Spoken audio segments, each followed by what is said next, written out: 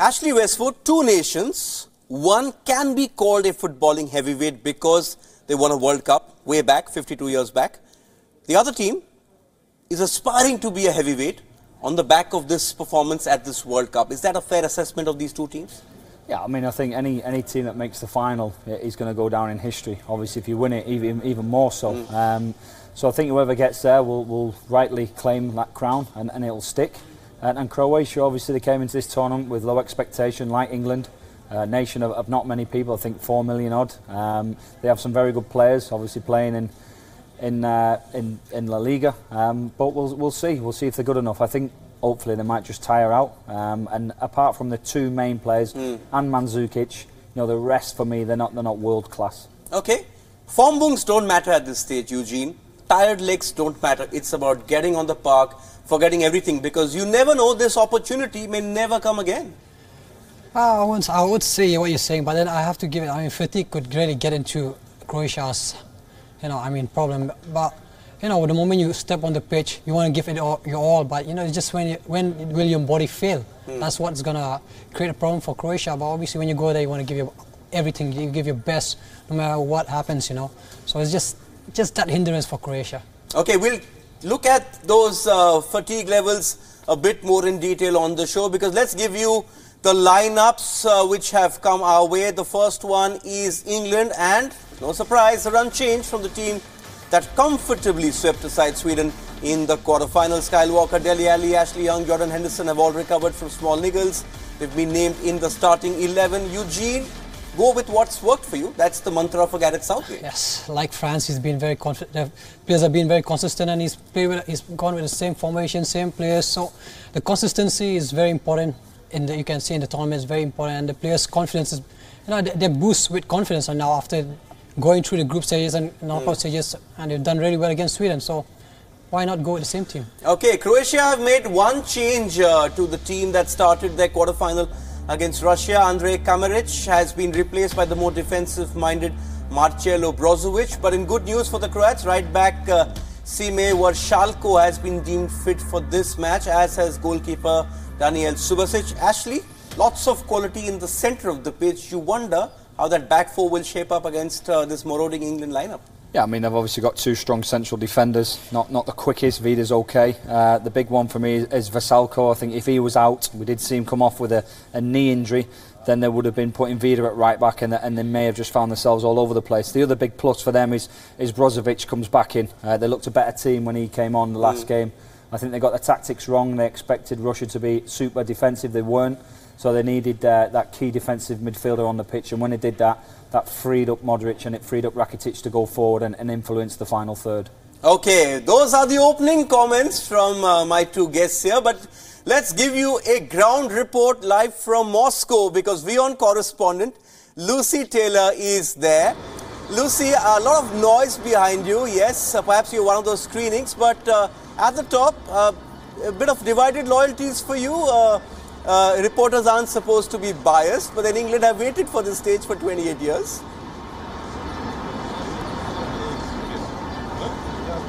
Yeah, absolutely. Not so much divided loyalties, but definitely trying to separate the professional from the personal tonight, because as you say, this is a huge moment for any England fan. 28 years since the last semi-final. I'm too young even to remember it.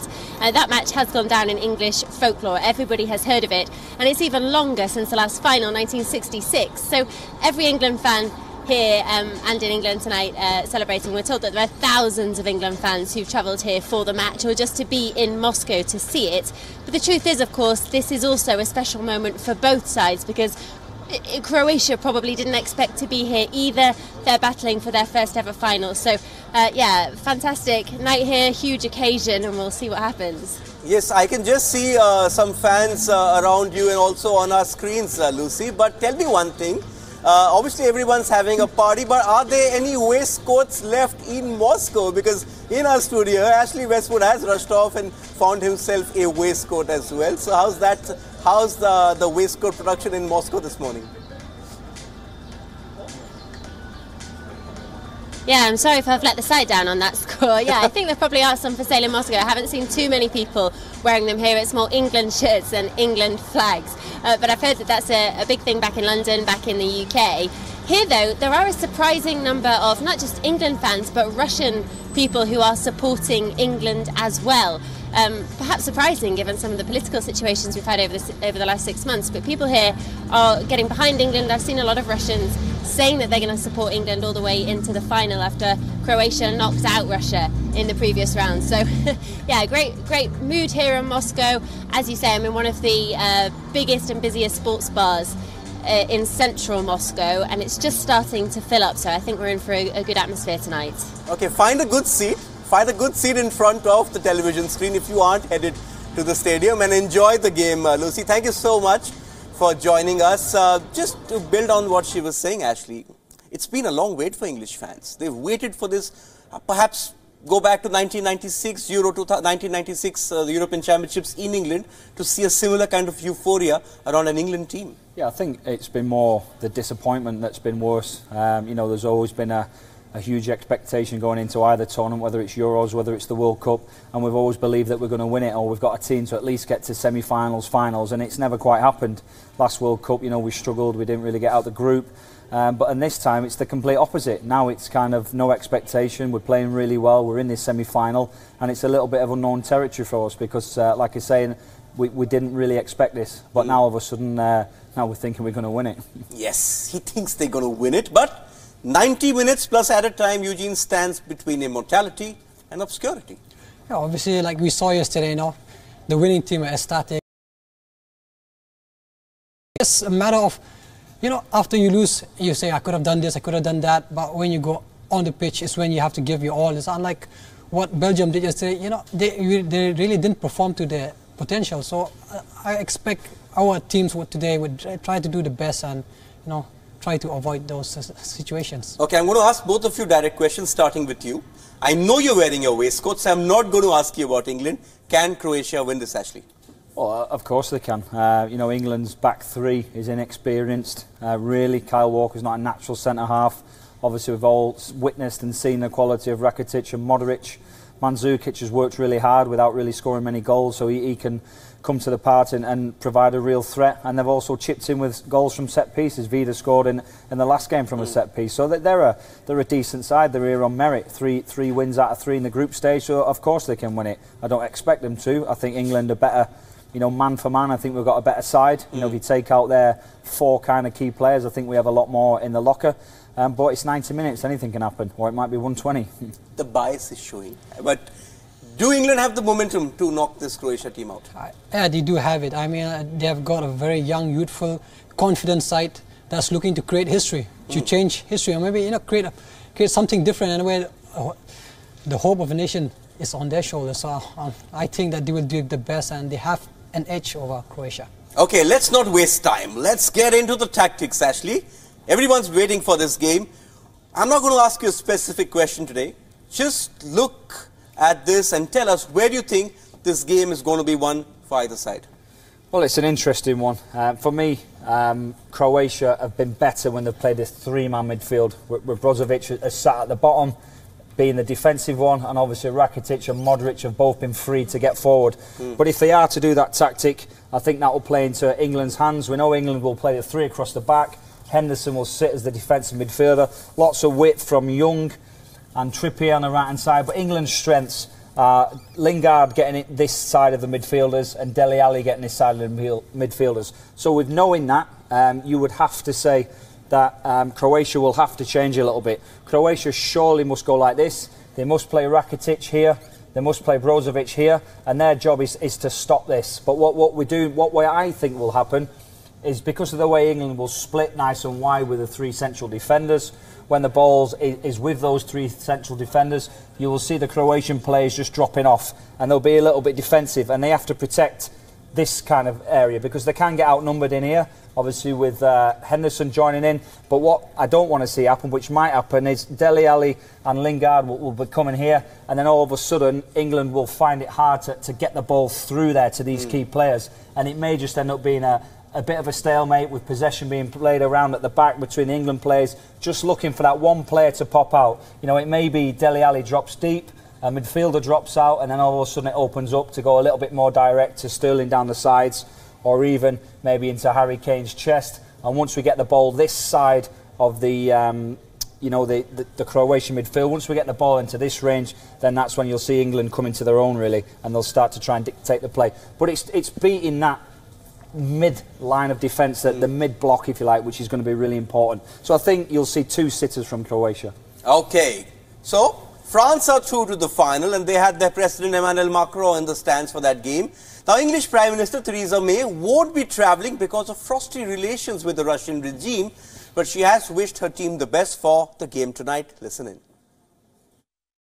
Good luck for the team tonight. I met the Croatian Prime Minister yesterday and we exchanged football shirts. Gareth Southgate and the boys have done a fantastic job and I'm sure that they're going to go on to do well. I just wish them all the very best of luck tonight. Okay, now ever since England reached the knockout rounds, fans in the United Kingdom have been convinced that their team and Ashley's team is going to go all the way to the final. The campaign "It's Coming Home" has gained popularity over the last 2 weeks. Here's WION correspondent Ollie Barrett getting us a sense of what the mood is like in England ahead of tonight's semi-final against Croatia.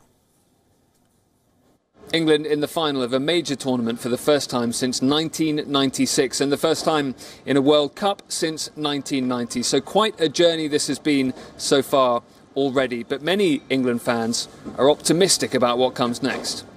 I reckon we're going to win. I'm feeling pretty positive. What kind of scoreline do you think we're looking at? I'd say 2-1 to England. And who's going to score those goals? Harry Kane. I think they'll do all right. They seem to be in with a chance. They're certainly hungry for it, aren't they? And that's the main thing with sports. What do you reckon? 3-1 Kane hat-trick. 2-1. So it's coming home? It's coming home. Of course it's coming home. Come on the boys. Croatia will no doubt prove a stern test, though. Luka Modric in midfield, considered one of the best midfielders in world football at the moment. But this England team appears to have optimism and a style of play that they are comfortable with. They also have a manager whose stock has risen throughout the tournament, Gareth Southgate, and the day's been marked as well, earmarked Waistcoat Wednesday because of the sartorial example he is now being held up as. Even if England lose in the semi-final, they will come home to reasonably happy fans. If they win, then the status of national heroes are guaranteed. Ollie Barrett, London. We know it's Waistcoat Wednesday. We just have to look at Ashley Westwood. But Eugeneson Lyngdoh, if it is coming home, then England need to shut Luka Modric down tonight. The key personnel in Croatia, obviously Modric and Rakitic, I'd say, the most experienced players. They are very key because he's been dictating games. You could see it in the previous game, and he and Rakitic are very, very vital to their attacking play. So it's important that they try to do everything that they can to eliminate threat posed by these two. Okay, 8 of England's goals, Ashley, have come from set pieces, 8 out of 11.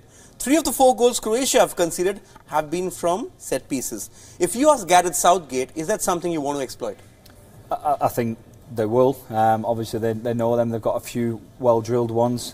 You can never guarantee from a set piece, so there's so many elements that have to come into play. The delivery has to be right first and foremost, which is never guaranteed. You know, you can hit 100 balls and you might only get 10, 15 exactly where you want to put them. Then you have to get the movement right. Sometimes it comes down to a block, and also you have to have a lapse of concentration or some poor defending, because you know, this should be easy to counteract. This should be easy to defend, but it's always a mistake that leads to a goal being scored from a set piece. So they're never guaranteed. You know, they've been a big plus at the minute, so he won't be hanging his hat on scoring from a set piece, but he knows he's got it in a locker to have multiple threats. You've got Kane, obviously Maguire, Stones. All of a sudden you've got 3 big lads there, and that is quite hard to mark.